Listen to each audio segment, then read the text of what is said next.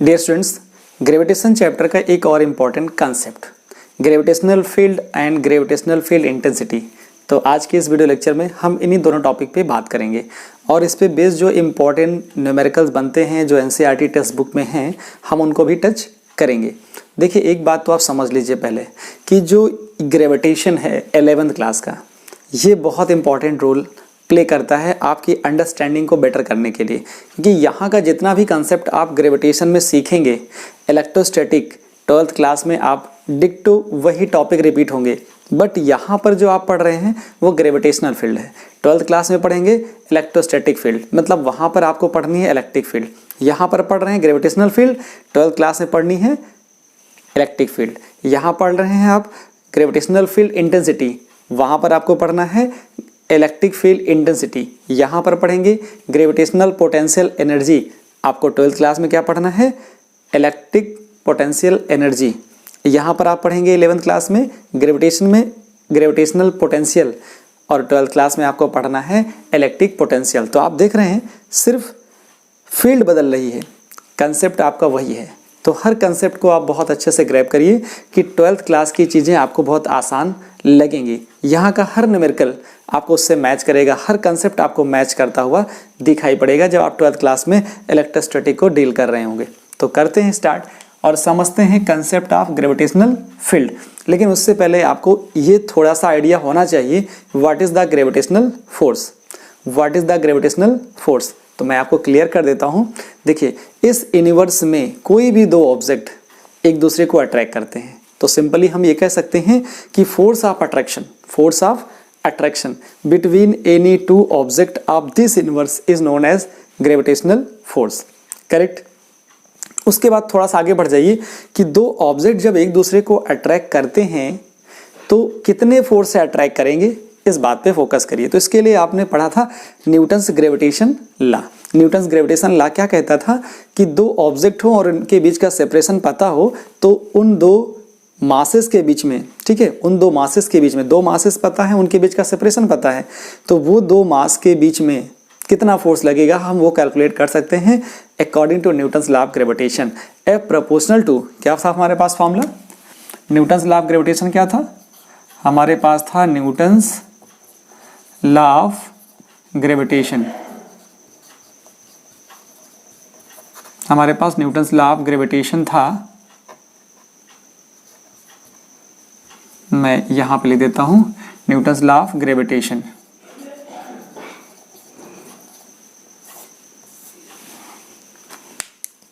तो Newton's law of gravitation कहता है कि F is equal to G m1 m2 upon R square.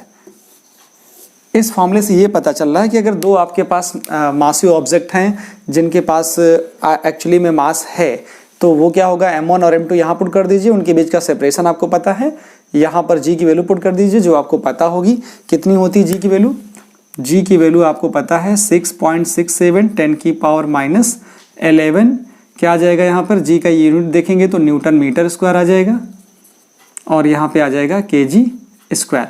तो ये वैल्यू पुट करके आप दो मासेस के बीच में आप ग्रेविटेशनल फोर्स काउंट कर सकते हैं। तो ये पता हो गया। अब कंसेप्ट समझिए, यहाँ से ग्रेविटेशनल फील्ड का कंसेप्ट है एक्चुअली में क्या, मैं क्या बोल रहा हूँ कि आपके पास दो ऑब्जेक्ट हैं, एक का मास है m1 और दूसरे का मास है m2। तो देखिए क्या होता है ग्रेविटेशनल फोर्स, जैसे मैं बोल रहा हूँ मेरे पास ये एक मास है m1 यहाँ पे प्लेस्ड है और दूसरा मास आपके पास यहाँ पे रखा हुआ है, ये है m2, ठीक है। इसको मैं और सही कर देता हूँ, यहाँ पे रखा मैंने m2। तो देखिए क्या करता है, ये जो मास m1 है m2 पर ग्रेविटेशनल पुल अप्लाई करता है और इसको अपनी तरफ अट्रैक्ट करेगा, क्योंकि ग्रेविटेशनल फोर्स कैसा होता है, टूवर्ड द मास होता है। तो ये जो मास m1 है इसके पास एक्चुअली तो पहले मास है, जिसके पास भी मास होता है उसके पास अट्रैक्ट करने की क्वालिटी होती है या प्रॉपर्टी होती है कि वो दूसरे मास को अट्रैक्ट कर सकता है। यही तो ग्रेविटेशन लॉ कहता है। किस फोर्स से करता है वो न्यूटन्स लॉ ऑफ ग्रेविटेशन से हम कैलकुलेट कर लेंगे। चलिए, तो पहले ये बात समझ में आई कि मास m1 क्या करता है, m2 पर ग्रेविटेशनल पुल अप्लाई करता है। अब दूसरी बात समझिए, जैसे जैसे दोनों मासेस के बीच का सेपरेशन बढ़ता जाएगा m1 का ग्रेविटेशनल पुल जो खींचने की ताकत है m1 की m2 को, वो धीरे धीरे कम हो जाएगी। जैसे मैं m1 m2 को और आगे ले जाऊं, यहां पे रख दूं, अब क्या होगा, पहले m2 यहां पर है, इस जगह पर है, अब m2 आ गया यहां पर। जैसे m2 यहां पे आया तो अब m1 का जो ग्रेविटेशनल पुल होगा वो थोड़ा सा कम हो जाएगा। क्यों कम हो जाएगा? क्योंकि न्यूटन्स लॉ ऑफ ग्रेविटेशन यही कहता है कि जैसे ही सेपरेशन बढ़ाओगे, फोर्स या ग्रेविटेशन पुल जिस मास की वजह से दूसरे मास पर देख रहे हैं ग्रेविटेशन पुल, क्योंकि ये क्या कर रहा है, इसको अपनी तरफ अट्रैक्ट कर रहा है, अब थोड़ा सा वीकली अट्रैक्ट करेगा। लेकिन हमने क्या किया, इस मास को m2 को हमने उठा के यहाँ रख दिया। कहाँ रख दिया? यहाँ पे रख दिया। तो देखा कि इस पर इसका कोई भी फोर्स अप्लाई नहीं हुआ। इसका क्या मीनिंग है? बस इसकी मीनिंग समझ जाएंगे तो आपको ग्रेविटेशनल फील्ड का कंसेप्ट बिल्कुल क्लियर हो जाएगा। फिर मेरी बात सुनिए, मैंने जैसे जैसे डिस्टेंस या separation between the masses m1 और m2 को इंक्रीज किया, जो m1 का ग्रेविटेशनल पुल है वो धीरे धीरे कम होता जा रहा है। मैं क्या बोल रहा हूँ? Distance between the masses continuously goes on increasing, gravitational pull applied by m1 on m2 goes on decreasing, distance increasing, gravitational pull by m1 on m2 continuously decreasing। एक पर्टिकुलर रेंज पे जा करके जो m1 का gravitational pull है m2 पर वो खत्म हो जाता है। तो जहां पर खत्म हुआ ग्रेविटेशनल पुल m1 का m2 पर, वहां उस फील्ड का, इसका मतलब क्या हुआ, वहां पर उसका कोई अपना फील्ड नहीं है। इसका मतलब जहां तक है ग्रेविटेशनल पुल तो वो एक रीजन होगा, किसका? बॉडी का या मास m1 का। तो मैं कह सकता हूं कि m1 के पास यहां तक या यहां तक, जब तक मास यहां पे था, m2 यहां रखता हूं तभी यह अट्रैक्ट होता है। लेकिन जैसे यहां पे रखता हूं तो ग्रेविटेशनल पुल m1 का m2 पे खत्म हो जाता है। इसका मतलब मैं ये कह सकता हूं कि इस जगह तक, इस रीजन तक, ऐसे बना दूं मैं कि ये जो एक इमेजिनरी रीजन आया, ये इमेजिनरी रीजन जो आपको दिख रहा है यहाँ पर, ये रीजन, ये जो रीजन मैं बना रहा हूँ डॉटेड से, ये ऐसा रीजन। तो ये रीजन कैसा हो गया? ये मास m1 का एक अपना इमेजिनरी रीजन है। क्या रीजन है? ये इमेजिनरी रीजन है, imaginary region of mass m1 mass के चारों ओर का एक ऐसा रीजन है जिसमें m1 का ग्रेविटेशनल पुल m2 पर लग रहा है। इसका मतलब क्या हुआ कि जो दूसरा ऑब्जेक्ट है या दूसरी बॉडी है वो इस रीजन में अपने ऊपर एक ग्रेविटेशनल पुल एक्सपीरियंस करती है और वो अट्रैक्ट हो जाती है टुवर्ड द मास m1। इसका मतलब क्या हुआ कि ये एक बॉडी है। क्या है? ये एक बॉडी हो गई और इस बॉडी के आसपास का ये रीजन हो गया, ये जो दिख रहा है आपको, ये क्या हो गया? ये रीजन हो गया जिसमें कोई दूसरी बॉडी क्या कर रही है? एक ग्रेविटेशनल फोर्स को एक्सपीरियंस कर रही है। तो इस बॉडी के आसपास के इस रीजन को हम लोग क्या बोलते हैं? इस बॉडी का ग्रेविटेशनल फील्ड है। क्या लिखा जा सकता है? मैं ग्रेविटेशनल फील्ड की डेफिनेशन अगर लिखूं इस बेसिस पर तो क्या लिख सकता हूं कि स्पेस आर रीजन, ये स्पेस है या रीजन है इस मास का, the space or region around a body, around a body in which क्या हो रहा है?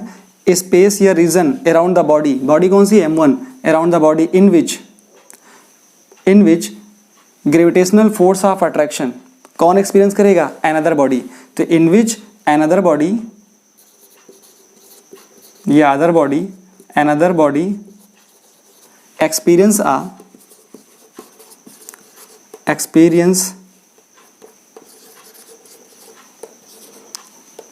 gravitational force of attraction, gravitational force of attraction, force of attraction मैंने क्या लिखा है, space or region around a body, body कौन सी m1 इन विच अनदर बॉडी कौन सी है m2 experience a gravitational force of attraction called gravitational field. तो इसको मैं क्या लिख रहा हूँ, ग्रेविटेशनल फील्ड बोल देता हूँ।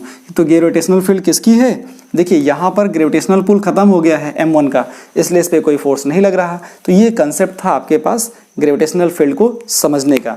तो सिंपल सी बात थी, आप समझ गए। अब मैं बात करता हूँ ग्रेविटेशनल फील्ड इंटेंसिटी की। तो इसी जगह पे ज़रा देख लेते हैं, ग्रेविटेशनल फील्ड इंटेंसिटी क्या होता है।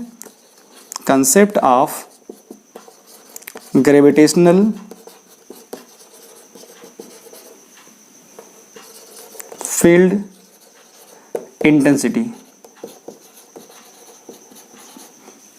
बहुत प्यारा सा कंसेप्ट ये भी है, ये भी आपको बहुत अच्छे से ग्रैब करना है। देखिए इस फील्ड के अंदर जो इंटेंसिटी होगी, इस मास की जो अपनी इंटेंसिटी होगी, जो ये फील्ड बनाई है, इस मास के चारों ओर एक जो फील्ड बनी है, ठीक है, उस फील्ड की इंटेंसिटी अलग अलग पॉइंट पर अलग अलग होगी। कैसे अलग अलग होगी, अगर मैं कोई पॉइंट यहाँ पे लेता हूँ, जरा एक पॉइंट ये लेता हूँ, एक पॉइंट ये लेता हूँ, एक पॉइंट ये लेता हूँ, तो आपको पता चलेगा कि अगर पॉइंट जो ऑब्जर्विंग पॉइंट है वो जो पॉइंट मास दिया गया है उसके पास है तो फील्ड वहाँ स्ट्रांग होगी, और जैसे दूर जाते जाएंगे पॉइंट मास से तो फील्ड थोड़ी थोड़ी वीक होती जाएगी। ऐसा तो हम समझ सकते थे किससे, ग्रेविटेशनल फोर्स से, क्योंकि इस जगह पर जो ग्रेविटेशनल पुल है m1 का m2 पर वो थोड़ा ज़्यादा है। इसका मतलब इस जगह पर इंटेंसिटी ज़्यादा है, इस जगह पे ज़्यादा फील्ड इफेक्टिव होगी। इस पॉइंट पर क्या होगी, ये पॉइंट A है, ये पॉइंट B है, ये पॉइंट C है, ये पॉइंट D था, D पे तो ग्रेविटेशनल पुल है ही नहीं, इसका मतलब ये यहाँ पर कोई ग्रेविटेशनल फोर्स नहीं होगा, इसलिए मैंने 0 लिख दिया था। यहाँ पर समझिए कंसेप्ट ग्रेविटेशनल फील्ड इंटेंसिटी का एक्चुअली में है क्या। तो मैं ऐसा बता सकता हूँ कि ग्रेविटेशनल फील्ड जो इंटेंसिटी ऑफ ग्रेविटेशनल फील्ड है या ग्रेविटेशनल फील्ड इंटेंसिटी है, ये पर्टिकुलर पॉइंट पे डिफाइन होती है। क्या होती है, पर्टिकुलर पॉइंट पे होती है। अलग अलग पॉइंट पर जो इंटेंसिटी ऑफ ग्रेविटेशनल फील्ड है वो डिफरेंट होगी, ठीक है, क्योंकि अलग अलग पॉइंट पर जो ग्रेविटेशनल पुल है, जिस बॉडी के आसपास फील्ड बनी है, उसका जो ग्रेविटेशनल पुल होगा दूसरी बॉडी पर वो थोड़ा पहले जो पास होगी बॉडी उस पर ज़्यादा होगा, दूसरा पॉइंट जो उस मास से दूर होगा उस पर कम होगा। तो उसी बेसिस पर इसको डिफाइन कैसे करना है, ज़रा देखिए, यहाँ पर ज़्यादा फील्ड है, यहाँ पर ज़्यादा होगी, तो मैं लिख सकता हूँ E A is greater than E B is greater than E C. तो मतलब जो ग्रेविटेशनल ये है कौन सी चीज़ है, इसको मैंने लिखा है ग्रेविटेशनल फील्ड इंटेंसिटी। तो क्या लिखूंगा, gravitational field intensity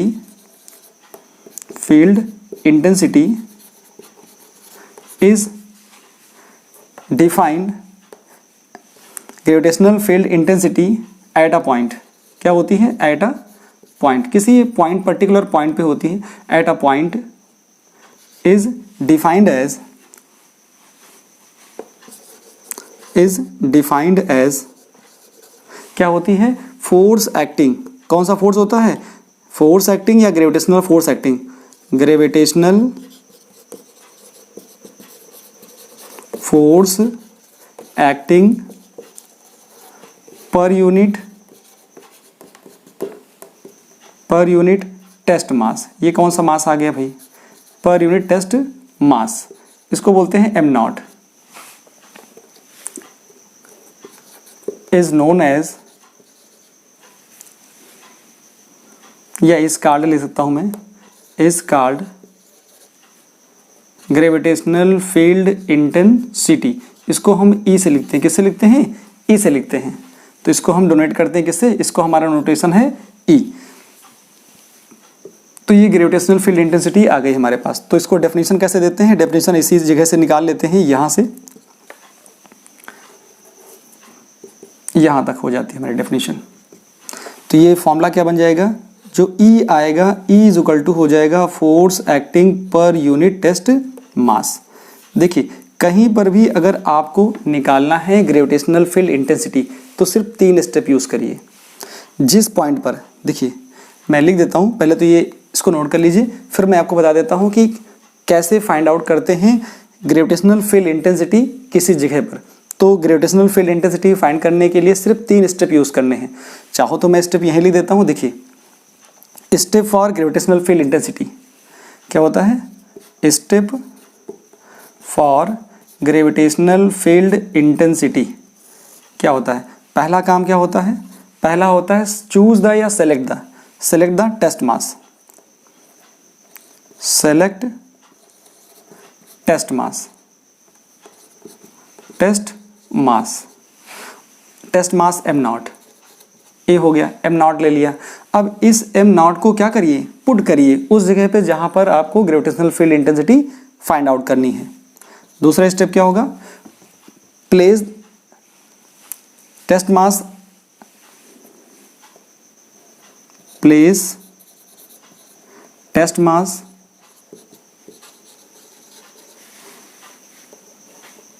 at that point where gravitational field intensity is to be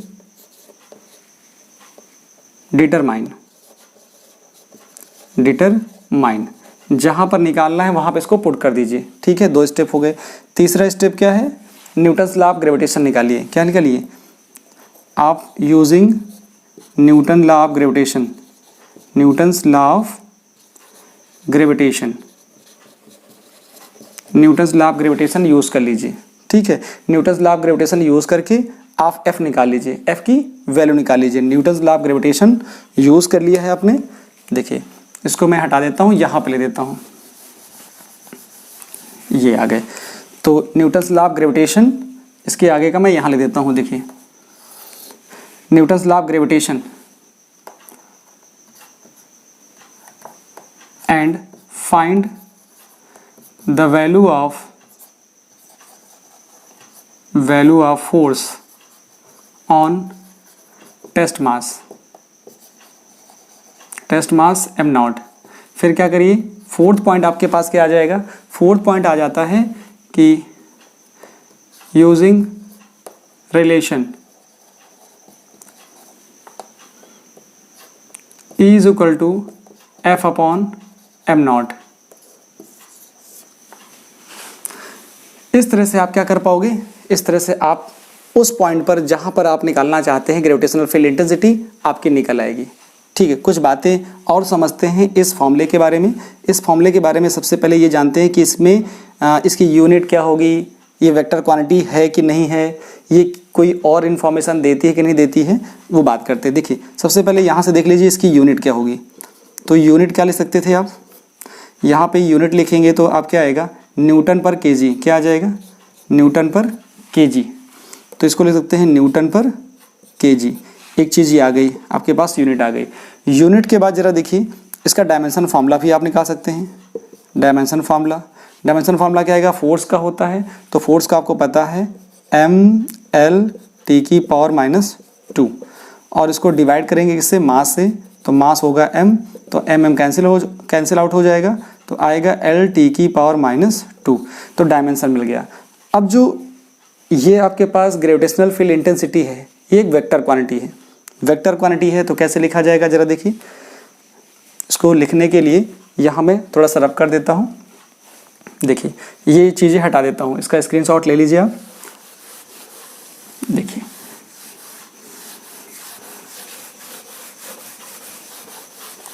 तो क्वांटिटी कैसी है आपके पास, क्वांटिटी क्या आ जाएगी, क्वांटिटी है वेक्टर। क्वांटिटी कैसी है, क्वांटिटी में लिखेंगे आप वेक्टर क्वांटिटी है, वेक्टर है। अगर वेक्टर है तो वेक्टर फॉर्म कैसा होगा, वेक्टर फॉर्म क्या होगा, वेक्टर फॉर्म। अगर वेक्टर फॉर्म देखते हैं तो ई वेक्टर लगाएंगे तो एफ के ऊपर वेक्टर लगाएंगे, नीचे आएगा एम नॉट। ये आ गया वेक्टर फॉर्म। वेक्टर फॉर्म से ये पता चल जाता है जो डायरेक्शन होगी फोर्स की वही होगी ग्रेविटेशनल फील्ड इंटेंसिटी की। तो क्या हो जाएगा, डायरेक्शन कैसी होगी, डायरेक्शन ऑफ ई। तो क्या हो जाएगा, direction of E is same as that of gravitational force. Direction of E is same same as that of gravitational force. इसका मतलब क्या हुआ, that is always toward the mass. That is, यहां लिख दीजिए, मैं यहां लिख देता हूं, that is always toward the mass. Toward the mass, हमेशा मास की तरफ ही होगा, जो जिसकी फील्ड में रखा होगा। अगर जैसे m1 की फील्ड है तो m1 का जो ग्रेविटेशनल पुल होगा m2 पर, वो m1 की तरफ होगा। इसने जो फोर्स इस पे लगाया है वो किधर लगाएगा, इधर लगाएगा, अपनी तरफ लगाएगा, टूवर्ड द मास। ये बात आ गई, तो आपने ये चीज़ समझ ली। अब इसके बाद ये समझना है कि ग्रेविटेशनल फील्ड इंटेंसिटी का एक्चुअली में फॉर्मूला क्या है। एक फॉर्मूला तो मैथमेटिकल मिल गया आपको डेफिनेशन से। आप ग्रेविटेशनल फील्ड इंटेंसिटी फाइंड करते हैं ड्यू टू पॉइंट मास। तो पॉइंट मास का क्या फॉर्मूला होता है, जरा देखिए, इसको नोट कर लीजिए। फिर इन स्टेप को यूज करके ही हम निकालेंगे gravitational field intensity due to point मास। जैसे मुझे क्या निकालना था, मैंने बताया था इन्हीं स्टेप को यूज करके इस जगह पे निकालना है, तो यहाँ पे निकाल लेंगे। यहाँ पे ज़्यादा होगा, ई ए ज़्यादा होगा, ई बी कम होगा, ई सी और कम होगा। ऐसा हम आपको फील करके दिखाते हैं। कैसे आएगा, इसको हटा दीजिए। देखिए, अब हम बात करते हैं किसकी, ग्रेविटेशनल, या लिखेंगे क्या, gravitational field intensity due to point mass. Point mass की बात करते हैं तो पॉइंट मास क्या होगा, पॉइंट मास होगा कैपिटल एम। तो हम एक जगह कहीं पुट कर लेते हैं कि ये हमारे पास पॉइंट मास है। क्या है ये, ओ है, ओ पे रख दिया मैंने एक पॉइंट मास कैपिटल एम, ठीक है। और मैंने ले लिया आर डिस्टेंस पर, यहाँ पे आर डिस्टेंस पर एक पॉइंट पी है, ठीक है। इस पॉइंट पे मुझे निकालना है ई।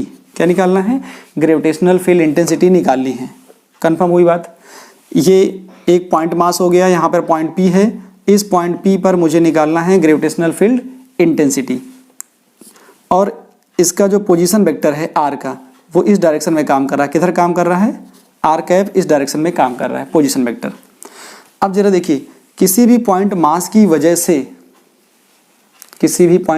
वजह से हमें अगर ग्रेविटेशनल फील्ड इंटेंसिटी निकालनी है, तो मैंने कंसेप्ट क्या बताया, सबसे पहला होता है सेलेक्ट द टेस्ट मास। कर लिया सिलेक्ट मैंने, और उसको प्लेस करिए उस जगह पे जहां पर ग्रेविटेशनल फील्ड इंटेंसिटी फाइंड करनी है। तो हमने क्या किया, लेट ना put the test mass at point P. यहां लिख देता हूं, let a test mass m naught and put at point P।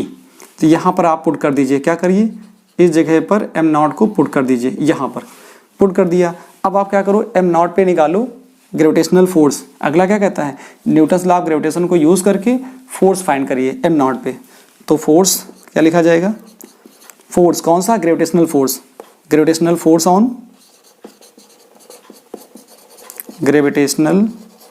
Force on test मास।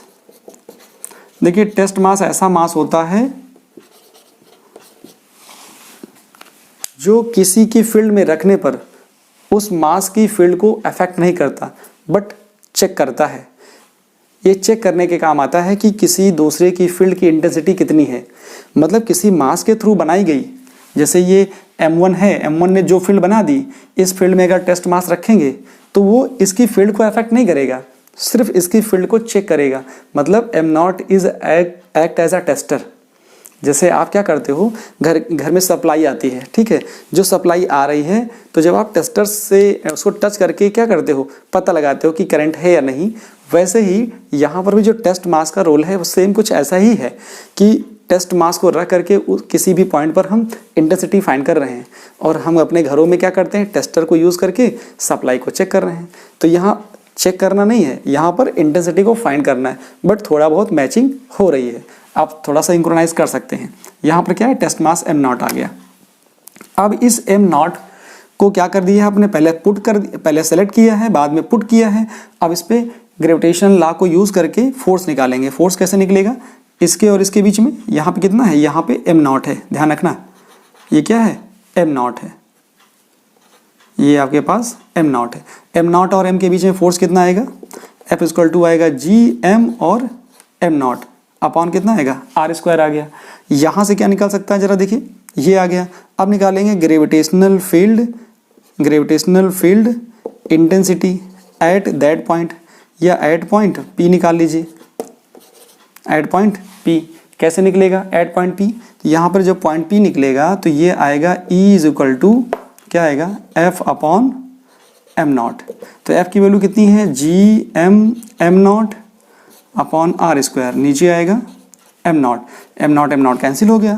तो यहाँ से आपको क्या मिल गया, यहाँ से मिल जाता है एफ अपॉन सॉरी ये मिल जाता है F upon M naught is equal to, यहाँ से कितना आ गया, यहाँ से आ गया जी एम नॉट कट गया अपॉन आर स्क्वायर। और जो G M by R square है एक्चुअली में ये क्या है, ये होता है एक्सेलरेशन ड्यू टू ग्रेविटी। तो यहाँ से एक बड़ी इंफॉर्मेशन मिल गई कि जो ग्रेविटेशनल फील्ड है वो एक्चुअली में एक्सेलरेशन ड्यू टू ग्रेविटी है। अब यहाँ से अगर मैं वेक्टर फॉर्म लिख दूँ तो क्या आ जाएगा, यहाँ से अगर मैं वेक्टर फॉर्म लिखूँ तो इसको ऐसे लिखा जा सकता है, क्या आ जाएगा, ये E vector is equal to आ जाएगा कितना, ये आ जाएगा यहाँ से E is equal to G vector, इसको ऐसा भी लिखा जा सकता है। और दूसरी चीज़ क्या लिखी जा सकती है, ज़रा देखिए मैं इधर लिख देता हूँ। ये सारी चीज़ें जो मैंने अप्लाई करी यहाँ पर, यहाँ मैंने रूल्स लिख दिया था कि step for gravitational field intensity के क्या रूल हैं, कैसे फाइंड आउट करना है, मैंने अप्लाई कर दिया। अब ज़रा देखिए नोट लिख लीजिए, कुछ नोट क्या आएंगे यहाँ पे, तो यहाँ से नोट बन जाएगा, देखिए मतलब जो ग्रेविटेशनल फील्ड इंटेंसिटी है वो एक्सेलरेशन ड्यू टू ग्रेविटी को बताती है। अब ई का जो यूनिट होगा वही इसका यूनिट होगा, इसका मतलब क्या आएगा, इसका मतलब नोट में ये लिखा जा सकता है, नोट पहला note from E is equal to G, unit of E is same as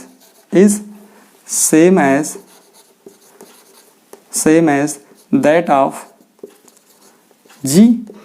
इसका मतलब क्या हो जाएगा, जो E की यूनिट होगी न्यूटन पर केजी भी होगी या फिर मीटर पर सेकेंड स्क्वायर भी लिखी जा सकती है।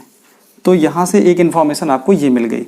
दूसरी चीज़ क्या आपको मिलने वाली है कि जो ग्रेविटेशनल फील्ड इंटेंसिटी होती है एट अ पॉइंट, बड़ी इंपॉर्टेंट बात है, वेरी इंपॉर्टेंट। क्या आ जाएगा कि ग्रेविटेशनल फील्ड क्या आ जाएगा, gravitational field intensity, gravitational field intensity किसके लिए है, due to a point mass. Gravitational field intensity due to point mass का फॉर्मूला क्या याद रखेंगे आप, पॉइंट मास का फॉर्मूला आएगा E is equal to G M upon R square, इसको याद रखेंगे। ये इंपॉर्टेंट बात हो गई। तीसरी इंपॉर्टेंट बात ये है, ये भी वेरी इंपॉर्टेंट है, क्या कि gravitational field intensity at a point inside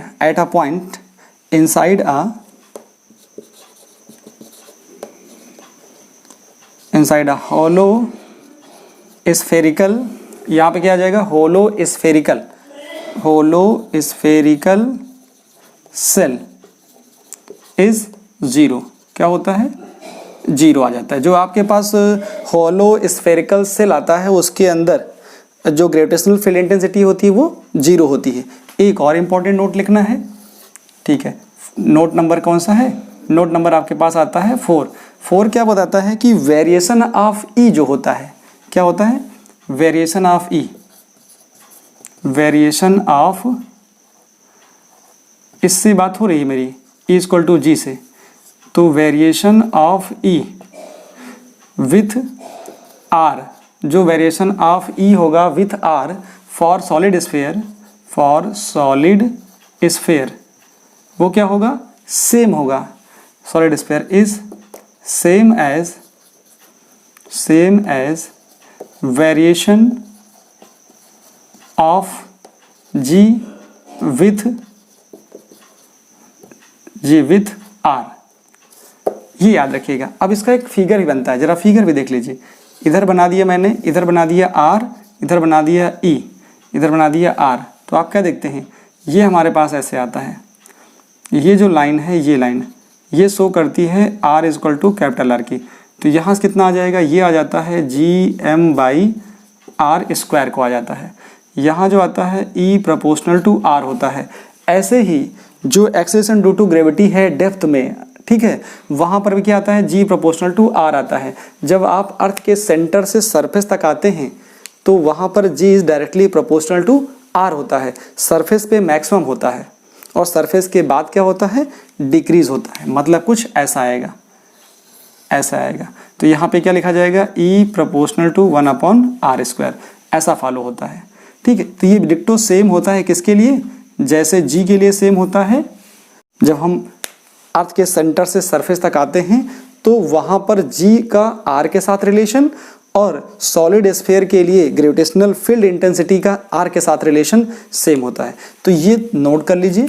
इसके बाद हम क्वेश्चन को लेते हैं और क्वेश्चन हमारा क्या होगा, जहाँ पर हम डील करेंगे किसके साथ, हम इस फॉर्मूले के साथ डील करेंगे कि gravitational field intensity due to point मास पे प्रॉब्लम कैसे बनती है। तो पहले इसको नोट डाउन करिए, फिर हम बात करते हैं gravitational field intensity due to point मास पे बेस प्रॉब्लम की। जो इस फिगर में एक चीज़ और देख लीजिए, यहाँ पर जो डायरेक्शन होगी ग्रेविटेशनल फील्ड इंटेंसिटी की इस पॉइंट पर, क्योंकि इस पॉइंट मास की वजह से, ये इस पॉइंट मास की वजह से इस पॉइंट पे जो डायरेक्शन होगी ग्रेविटेशनल फील्ड इंटेंसिटी की, वो कैसी होती है, मैंने बताया कि जैसे फोर्स एक्ट करता है टूवर्ड द मास, वैसे ही यहाँ पर जो ई की डायरेक्शन होगी इस पॉइंट पर, वो इस डायरेक्शन में होगी।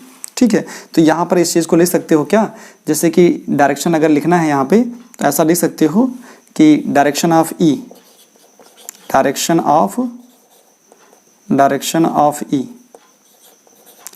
ऑफ ई कहाँ होती है, towards the mass, towards the point mass, toward the point mass होता है। ठीक है, जो डायरेक्शन होती है ई की, कैसे होती है, जैसे फोर्स में होता है टूवर्ड द मास, वैसे ही ग्रेविटेशनल फील्ड इंटेंसिटी की भी डायरेक्शन होती है टूवर्ड द पॉइंट मास। अब देख, मैंने यहाँ पे लगाया था आर कैप, क्या लगाया था, आर कैप। आर कैप क्या था, पोजीशन वेक्टर था। ठीक है, ये आर का पोजीशन वेक्टर इस डायरेक्शन में है। हमें अगर इसका वेक्टर फॉर्म लिखना होगा तो कैसे लिखेंगे, पोजीशन वेक्टर के, देखिए ये इधर लग रहा है और पोजीशन वेक्टर इधर है। अगर मैं इसको वेक्टर फॉर्म में लिखता तो क्या लिख सकता था, देखिए, एंड यहाँ पे अगर मैं इसको वेक्टर फॉर्म में लिखता तो E इज इक्वल टू क्या हो सकता था, ये हो सकता था GM/R स्क्वायर। तो वेक्टर फॉर्म के लिए क्या करना है, इधर वेक्टर हुआ तो इधर वेक्टर हो जाएगा। अब यहाँ पे क्या करना पड़ेगा, जो E और R है दोनों अपोजिट में है, इसलिए यहाँ पर क्या लगाना पड़ेगा, माइनस लगाना पड़ेगा। बहुत सारी जगह पर बुक में ऐसा आपको मिलेगा कि वहाँ पर आर कैप नहीं लगा होगा, वहाँ सिर्फ माइनस लगा होगा।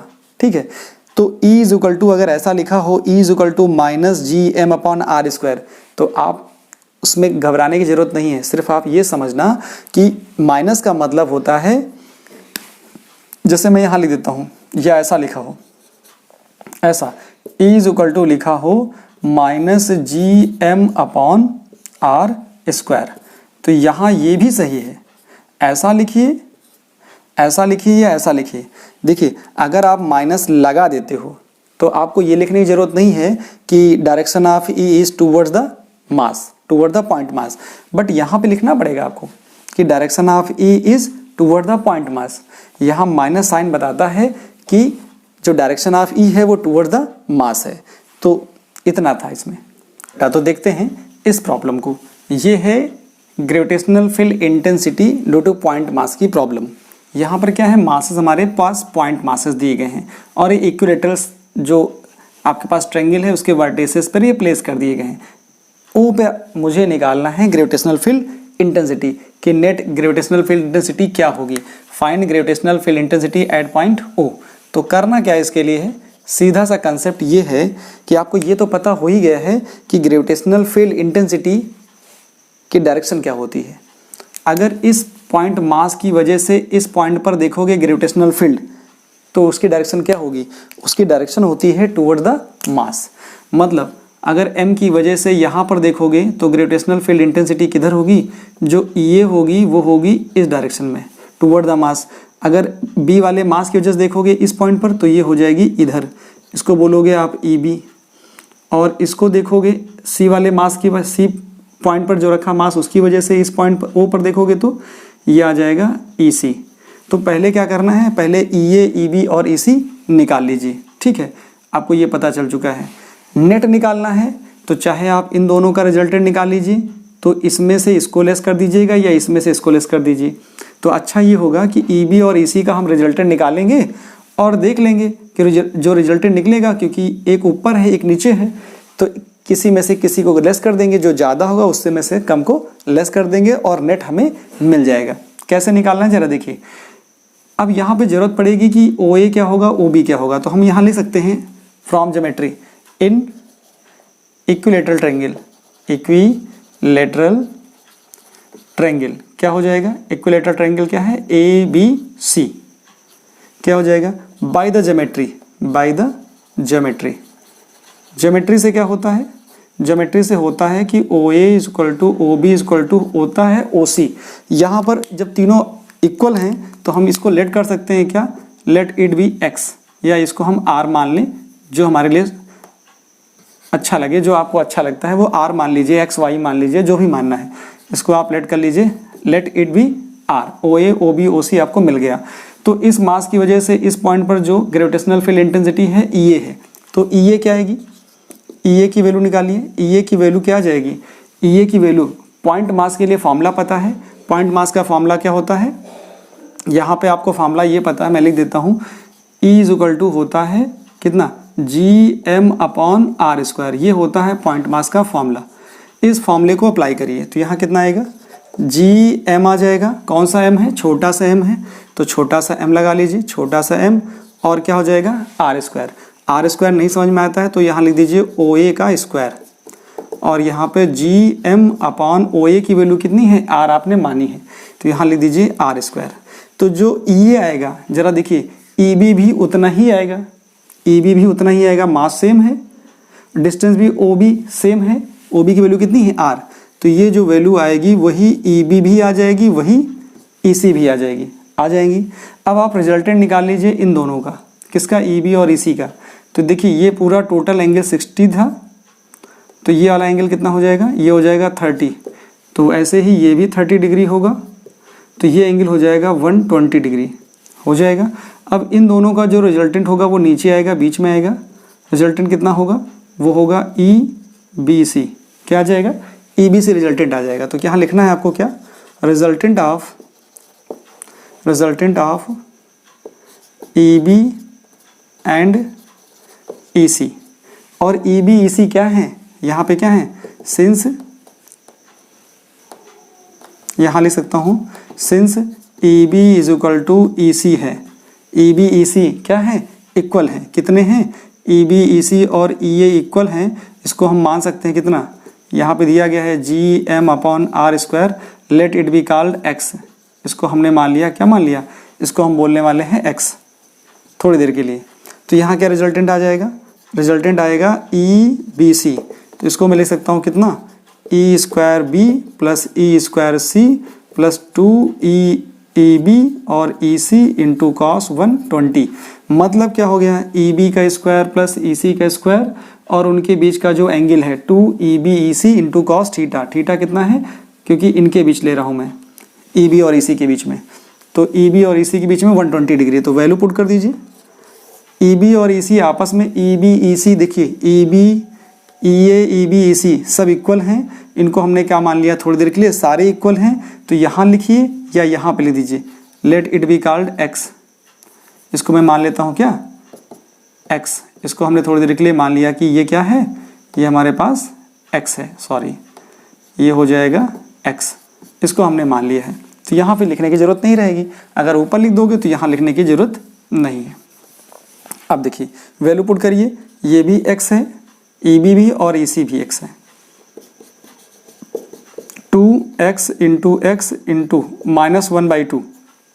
cos 120 की वैल्यू होती है -1/2। 2 से 2 कैंसिल हो जाएगा, -x² आएगा, x² कैंसिल हो जाएगा, यहाँ से बचेगा कितना, यहाँ से आएगा x² plus x² minus x², ये कैंसिल आउट हो जाएगा, यहाँ बचेगा x। तो जो EBC आया है वो कितना आ गया है, x। EBC की वैल्यू किसके बराबर आ जाएगी, EM/r²। तो ये वैल्यू आ गई। अब EBC की वैल्यू जस्ट इक्वल है EA के, क्या है, EA के। यहाँ लिखा जा सकता है, क्या लिखा जाएगा, net gravitational field intensity at point O, at point O क्या आ जाएगा, E net is equal to आ जाएगा EA माइनस EBC। चाहे तो EBC लिख दीजिए, यहाँ ऐसा भी लिखा जा सकता है, E net is equal to EBC minus EA, जो आपका मन करे, चाहे आप ये ले लीजिए और चाहे आप इससे कर लीजिए। तो क्या आ जाएगा, दोनों की वैल्यू सेम है, GM/r², GM/r²। तो ये कैंसिल हो जाएगा, तो जो E नेट आएगा एट पॉइंट O वो आ रहा है 0। तो देखिए यहाँ पर मुझे R की वैल्यू निकालने की ज़रूरत नहीं पड़ी, अगर ज़रूरत पड़ती तो हम R निकाल सकते थे। R क्या चीज़ था, ये था R, हमारे पास ये था, ये था R। ज़रूरत पड़ती तो हम R निकाल लेते, इस ट्रायंगल में यहाँ लगा लेते cos 30 इज इक्वल टू, देखिए ये तो पता ही होता, ये होता a/2, ये आपको पता करना होता, तो cos 30 से हम इसको अप्लाई करके R की वैल्यू निकाल सकते थे, लेकिन हमें ज़रूरत है नहीं। अगर ज़रूरत होती तो क्या कर सकते थे, यहाँ अप्लाई कर देते cos 30 इज इक्वल टू, ये बेस हो जाता, बेस कितना हो जाता a/2, और ये हो जाता आपके पास R, ये हो जाता R, यही R है, ये भी R है, ये भी R है। तो यहाँ से cos 30 क्या होता है, √3/2 इज इक्वल टू a/2R हो जाता। तो 2 कैंसिल कर देते, तो R की वैल्यू कितनी आ जाती, a/√3 आ जाती। लेकिन हमें R की वैल्यू पुट करने की ज़रूरत ही नहीं पड़ी, हमारा तो रिजल्ट ऐसे ही 0 आ गया। तो इसे नोट डाउन करिए। एक क्वेश्चन और करना है जो gravitational field intensity due to point mass का क्वेश्चन है, और वेरी इंपॉर्टेंट क्वेश्चन है। तो इस क्वेश्चन को देखिए, इसमें क्या बोला जा रहा है कि find the point where gravitational field intensity is 0 along the line joining 2 point masses M and 4M are placed, क्या होना चाहिए था, are placed, यहाँ लिखना चाहिए था मुझे M and 4M are placed at 9 centimetre apart. क्या करना है, मुझे सिर्फ ये फाइंड करना है ग्रेविटेशनल फील्ड इंटेंसिटी इन दोनों पॉइंट मासेस को ज्वाइन करने वाली लाइन के किस पॉइंट पर 0 होगी, ये पता करना है। तो जरा देखिए कंसेप्ट क्या होता है ग्रेविटेशनल फील्ड इंटेंसिटी का, E इज इक्वल टू होता है GM/r², ये फॉर्मूला होता है, ठीक है। इस फॉर्मूले को पहले आप अपने पास स्टोर करिए माइंड में, ठीक है। यहाँ से क्या पता चल रहा है कि ग्रेविटेशनल फील्ड इंटेंसिटी मास के साथ डिस्टेंस पर भी डिपेंड करती है। जिसका मास ज़्यादा होगा उसकी ग्रेविटेशनल फील्ड इंटेंसिटी ज़्यादा होगी, और डिस्टेंस के साथ डिस्टेंस कम होगी, डिस्टेंस कम हो मास भी ज़्यादा हो तो उसकी इंटेंसिटी ज़्यादा हो जाएगी। मतलब समझिए, मास डायरेक्टली प्रोपोर्शनल में है, डिस्टेंस इन्वर्सली प्रोपोर्शनल में है। डिस्टेंस कम E ज़्यादा, मास ज़्यादा तो E ज़्यादा, मतलब डिस्टेंस कम हो मास ज़्यादा हो तो E तो और ज़्यादा होगा। करना क्या है, आपको दिखाना है कि अगर पहले ये मान लीजिए कि पॉइंट यहाँ पे अगर होता तो इस पॉइंट मास की वजह से ग्रेविटेशनल फील्ड इंटेंसिटी, ये मान लीजिए A पॉइंट है, ये पॉइंट B है, तो इसकी वजह से इस पॉइंट पर जो ग्रेविटेशनल फील्ड इंटेंसिटी आती वो आती EA, और इसकी वजह से भी कहाँ आती, वो आती EB। तो क्या EA और EB एक दूसरे को कैंसिल करते, यहाँ पर E जो नेट होगा वो कभी भी 0 नहीं होगा। क्यों, क्योंकि ग्रेविटेशनल फील्ड इंटेंसिटी या ग्रेविटेशनल फोर्स क्या होता है, टूवर्ड द मास होता है। इस मास की वजह से इस पॉइंट पर जो ग्रेविटेशनल फील्ड होगी अंदर होगी, इस वाले मास की वजह से इस पॉइंट पर वो भी अंदर होगी। दोनों अगर फील्ड एक ही तरफ है, दोनों मास की वजह से ग्रेविटेशनल फील्ड इंटेंसिटी एक ही डायरेक्शन में है, तो कभी भी एक दूसरे को कैंसिल नहीं करेंगे। मतलब दोनों मासेस के आउटसाइड में तो ये पॉसिबिलिटी नहीं दिख रही। क्या इधर पॉसिबिलिटी है, इधर भी देख लीजिए। अगर मान लीजिए यहाँ पे कोई पॉइंट होता तो इस मास की वजह से जो ग्रेविटेशनल फील्ड इंटेंसिटी होती वो अंदर आती, इसको बोलते हैं EB। ई बी क्या होती, ई बी तो अंदर लगेगी, टुवर्ड द मास होगी। इस मास की वजह से भी इस पॉइंट पर जो ग्रेविटेशनल फील्ड इंटेंसिटी होगी वो होगी ई ए, वो भी अंदर की तरफ होगी टुवर्ड द मास। यहाँ पर भी ई नेट कभी जीरो नहीं होगा। मतलब ये पता चल चुका है कि outside the masses along the line joining outside the point masses gravitational field intensity zero होने वाली नहीं है।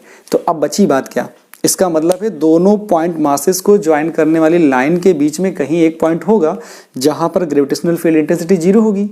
क्या बीच में हो सकता है?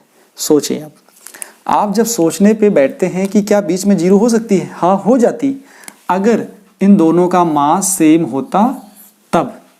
अब बात क्या आ गई भाई, डिस्टेंस तो बीच में होता तो सेम हो जाती। अगर यहाँ बीच में होता डिस्टेंस तो सेम होती, आर मतलब 4.5 सेंटीमीटर डिस्टेंस सेम होती। अगर मास सेम होता तो जो ग्रेविटेशनल फील्ड इंटेंसिटी जीरो होती दोनों पॉइंट मासेस की वजह से, नेट जीरो आ जाता, नेट फील्ड जीरो आ जाती, या net gravitational field intensity zero बीच में आ जाती जब दोनों का मास सेम होता, दोनों के डिस्टेंस सेम होती। अब यहाँ समझना है जिसका मास ज़्यादा है उससे दूर जाना है और जिसका मास कम है उसके पास आना है, क्योंकि डिस्टेंस कम होगी तो इंटेंसिटी ज़्यादा होगी। जिसका मास कम हो, आप ग्रेविटेशनल फील्ड इंटेंसिटी जीरो दिखाना है तो कम मास वाले के पास पॉइंट लेना। तो हम क्या लेते हैं, इससे दूर जाना पड़ेगा तभी पॉसिबिलिटी है। तो हमने मान लिया कि इस छोटे से मास के पास में एक पॉइंट है ओ, ठीक है, या पॉइंट पी है। यहाँ पर ग्रेविटेशनल फील्ड क्या है, जीरो आ जाएगा, क्योंकि इसकी वजह से ग्रेविटेशनल फील्ड क्या आएगी, इधर आएगी ग्रेविटेशनल फील्ड इंटेंसिटी, ये इधर लगेगा और इसकी वजह से ग्रेविटेशनल फील्ड इंटेंसिटी आएगी इधर ई बी। अब ई ए और ई बी एक दूसरे को कैंसिल कर सकते हैं। क्यों कैंसिल कर देंगे, क्योंकि ये जो बड़ा मास है उससे पॉइंट हमारा दूर है। तो हमने मान लिया, लेट सॉल्यूशन के लिए क्या बोल दिया, let at point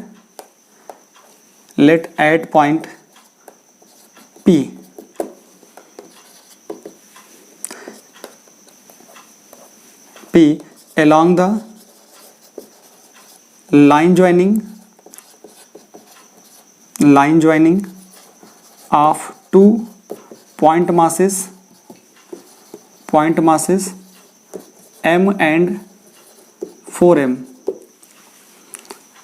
Point P along the line joining two point masses M and 4M. Net gravitational field intensity is 0।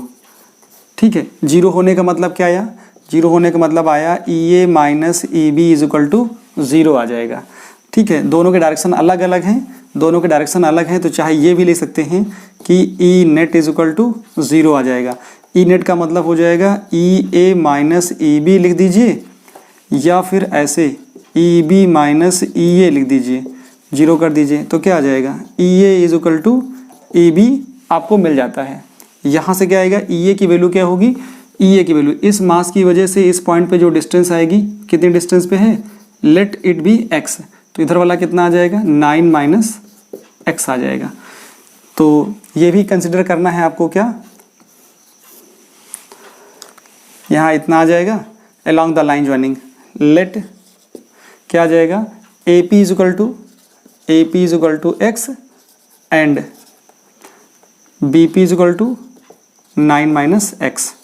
तो यहाँ वैल्यू पुट कर देंगे, तो ई ए की वैल्यू क्या आ जाएगी, ई ए की वैल्यू आ जाएगी कितनी, G M upon X square हो जाएगी जी ए की वैल्यू, और जी बी की वैल्यू क्या हो जाएगी, इस मास की वजह से है तो G into 4m upon 9 minus x का स्क्वायर आ जाएगा।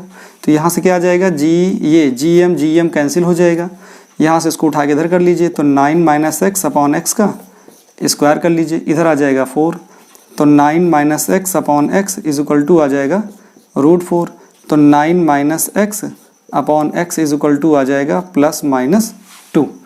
तो पहली कंडीशन लगा दीजिए, पहली कंडीशन क्या होगी, टेकिंग पॉजिटिव साइन, तो पॉजिटिव साइन लेंगे तो क्या आएगा, 9 minus x upon x is equal to +2, तो 9 minus X is equal to 2x, तो ये उधर जाएगा, तो तो 9 इज इक्वल टू हो जाएगा x प्लस 2x, ये हो जाएगा 3x, तो x इज इक्वल टू आ जाएगा कितना, x इज इक्वल टू आ जाएगा 3 सेंटीमीटर। इसका मतलब क्या हो जाएगा कि इस वाले छोटे वाले मास से कितनी डिस्टेंस पे ग्रेविटेशनल फील्ड इंटेंसिटी 0 होगी, 3 सेंटीमीटर पर। तो क्या लिखोगे, hence gravitational field intensity is to be 0 at a distance 3 centimeter from point mass, कौन सा होगा, पॉइंट मास m होगा। ठीक है, अब दूसरा केस क्या हो जाएगा, दूसरा केस इधर ले लीजिए, मैं इधर बता देता हूँ। देखिए ये आपके पास केस फर्स्ट आया था, क्या आया था, केस फर्स्ट आ गया था। यहाँ पे केस क्या आ जाएगा, केस सेकेंड आ जाएगा। क्या आ जाएगा, टेकिंग नेगेटिव साइन। अगर x की वैल्यू नेगेटिव आई तो आंसर नहीं होगा, अभी तो ये पॉजिटिव आ रहा है तो इसलिए एक्सेप्टेड है। ये क्या होगा, ये एक्सेप्टेड है। जरा चेक कर लेते हैं, यहाँ से क्या आएगा, 9 minus x upon x is equal to -2, तो 9 minus X is equal to आएगा -2x, ये उधर जाएगा तो 9 इज इक्वल टू आएगा ये आ जाएगा x माइनस 2x, तो यहाँ से आएगा -x, तो x की वैल्यू टू -9 आएगा। ये एक्सेप्टेड नहीं है, ये एक्सेप्टेड नहीं है, नॉट एक्सेप्टेड। तो ये आंसर पॉसिबल नहीं है हमारे लिए। आंसर यही होगा, क्या होगा, देखिए दोनों पॉइंट मासेस को ज्वाइन करने वाली लाइन पर ही ग्रेविटेशनल फील्ड इंटेंसिटी 0 होगी। तो इसका मतलब है इधर से अगर 3 सेंटीमीटर पे होगा तो इधर से कितना हो जाएगा, इस साइड से कितना हो जाएगा, ये हो जाएगा टोटल 9 सेंटीमीटर है, इधर से 3 है तो उधर से यहाँ तक कितनी हो जाएगी डिस्टेंस, ये हो जाएगी 6 सेंटीमीटर। ये आंसर आपके पास यहाँ तक कितना आया है, 3 सेंटीमीटर पे आ गया है। And 6 centimetre from point mass 4m, तो 4m से 6 सेंटीमीटर पे होगा, क्या होगा, ग्रेविटेशनल फील्ड इंटेंसिटी 0 होगी 4m से 6 सेंटीमीटर पर और m से होगी 3 सेंटीमीटर पर। तो ये इसका आंसर हो जाएगा। ये बहुत इंपॉर्टेंट क्वेश्चन है, अभी समझ लेंगे तो 12th क्लास में आपको इस तरह की बहुत सारी प्रॉब्लम मिलने वाली हैं, वहाँ पर आप आसानी से कर पाएंगे। स्क्रीन को पॉज करके इसे नोट डाउन कर लीजिए।